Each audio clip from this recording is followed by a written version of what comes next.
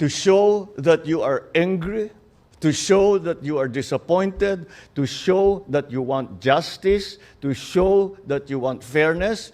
What's wrong with that? I want to show that there's justice. I want to show that there is fairness. I want to hold these people accountable just like they do. So I don't blame them. I don't blame them. Not one bit. So now I'll open the floor for questions. Thank you. Thank you very much, Mr. President. The first question will come from Kat Domingo of ABS-CBN.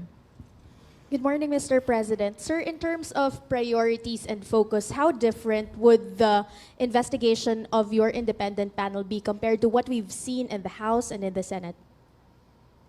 It will be completely independent. That's something that cannot be said if, for example, the Senate conducts, maraming nababanggit na senador. If the House conducts the investigation, marami ring nababanggit na congressman. Kaya sinasabi ng mga tao, bakit naman nag-iimbestiga sila but they're investigating themselves, which is always a little bit of a difficult situation. It's hard to be fair. But they are, of course, as I said before, it's their prerogative to conduct such investigations. However, so as to make it very, very clear to people that this is independent. I would like to stress this over and over again. It is an independent commission, and that is why we have taken great pains to make sure that that independence is respected, is recognized, and is observed. And that's what we plan to do. And that's the difference, is that we can say, at least this commission can say, they have no ties to any part of government. If you look, they are all out of government. There are all personalities who are out of government, except for Mayor Benji Magalong. And the reason he became a special advisor is because he would have had to give up his mayorship to take on this position. So he chose to keep his mayorship. I don't blame him, but nonetheless, we can use his talents. But that is the specific. That is for us the differences that we can point to show that it is in fact independent. Sir, just a follow-up question. Congressman Toby Tiangco has blamed your cousin, House Speaker Ferdinand Martin Romualdez, as well as former House Appropriations Chair Zaldico as one of the culprits behind the schemes. Aside from repeatedly mentioning that the panel will be independent, how do you convince the public that your cousin and other allies, both in the House and in the Senate, would not be spared from the scrutiny of this panel? Well, there's only one way to do it, isn't there? They will not be spared. All right. Anybody will say, hindi, wala tayong kinikilingan, wala tayong tinutulungan. Wala namang maniniwala sa'yo hanggat gawin mo eh. So, gagawin namin. All right. Thank you, Mr. President. The next question from Rich Bon, Daily Tribune. Good morning, sir. Good morning. Can you tell us more, sir, about the selection process of the ICI? Were there others po ba that who were considered to join the commission? It wasn't. We opened the process to people. We said that we need independent people to man or to occupy the positions in the commission, and so that's what we tried to do. And we contacted many people and see if they were willing. But essentially what we needed was somebody like Justice Andy Reyes, because he is a former justice, and he will know how to conduct those hearings procedures so that they are legally correct, procedurally correct. And then Babe Singson, I think, is an obvious choice also, because this is a former DPWH secretary. And we also, of course, a lot of the work will be on an accounting job, forensic accounting. So, of course, the expert, Rosana Fajardo from the SGV, will be able to provide that expertise. So I think we've covered all of the important areas that need to be handled. Beyond that, I cannot tell you how the commission will organize itself. I cannot tell you what the secretariat will look like. And the reason I cannot tell you is that it is not these are not my decisions to make anymore. Those decisions will be made by the commission. Next question from Ann Soberano. Mr. President, good morning po. Good morning. Oo.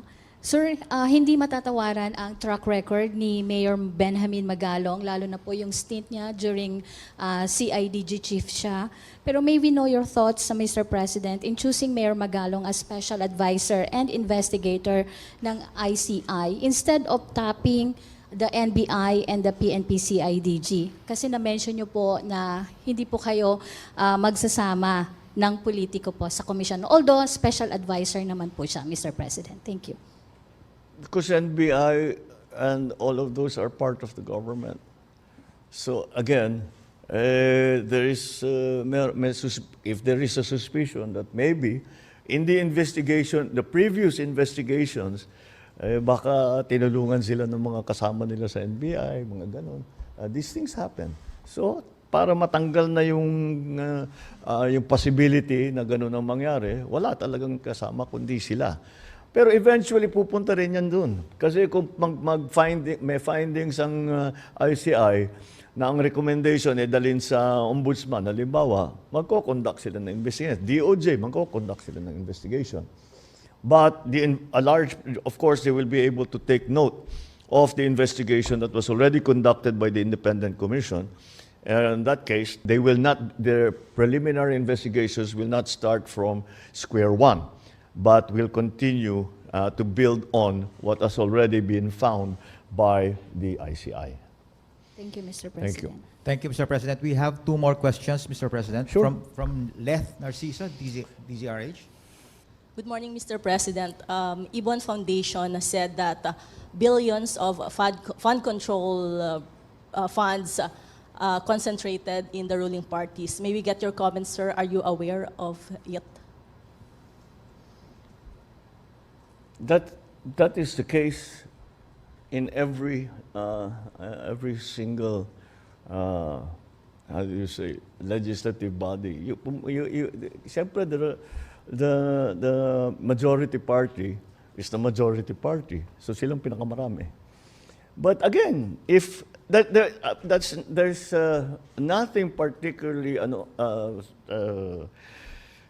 about that, because talagang pupunta, they are the most numerous in the House. For example, Lakas is the most numerous in the House.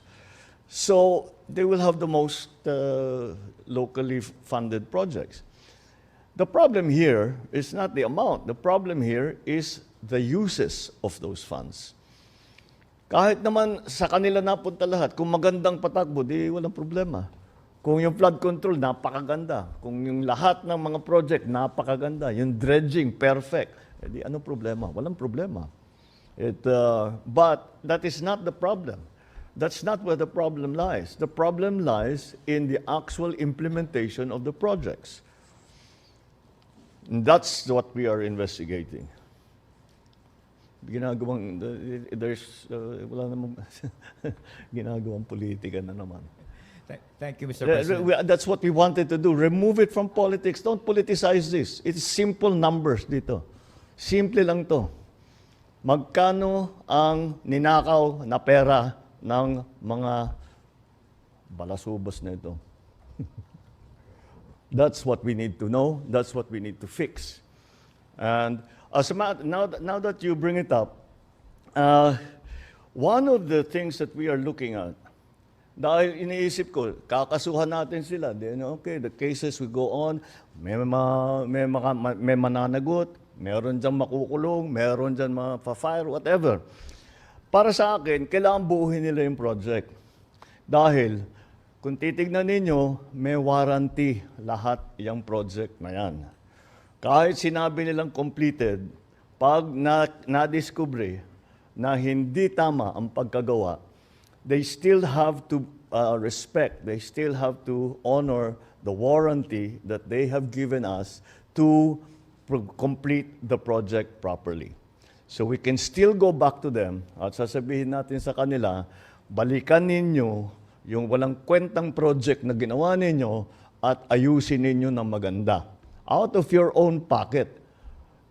Number one. Now, I don't know what will happen after the ICI will make their findings known to whatever agency, kung they will be fined. Nasa sa kanila na yun. That's, again, it's beyond the executive's purview. So that I think, let us not focus on the politics of it. Let us focus on simple pesos and centavos of it. Thank you, sir. Thank you, sir. The last question will come from Ivan Marina, GMA7. Mr. President, while the ICI is just about to begin its work, protest actions have already been mounted and more are being organized. The ones on the 21st are expected to be big.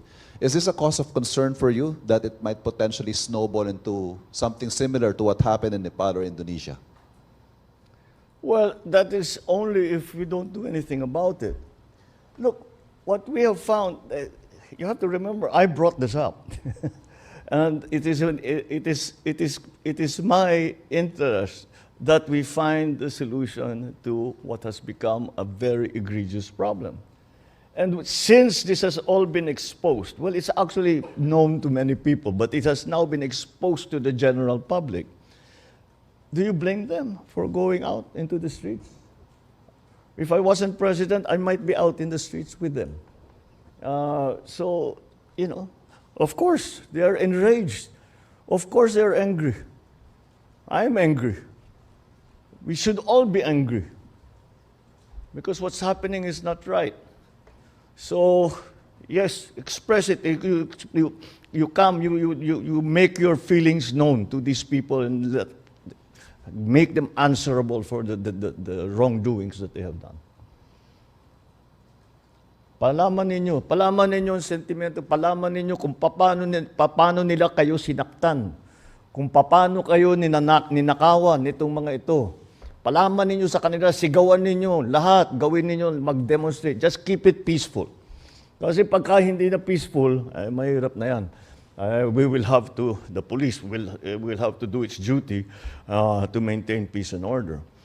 But to show that you are enraged, to show that you are angry, to show that you are disappointed, to show that you want justice, to show that you want fairness, what's wrong with that? I want to show that there's justice. I want to show that there is fairness. I want to hold these people accountable just like they do. So I don't blame them. I don't blame them. Not one bit. All right? Maraming salamat, Mr. President. Thank you very much, members Thank of you. the Malacanang Thank Press you very Corps. much. That concludes our press conference. Thank you.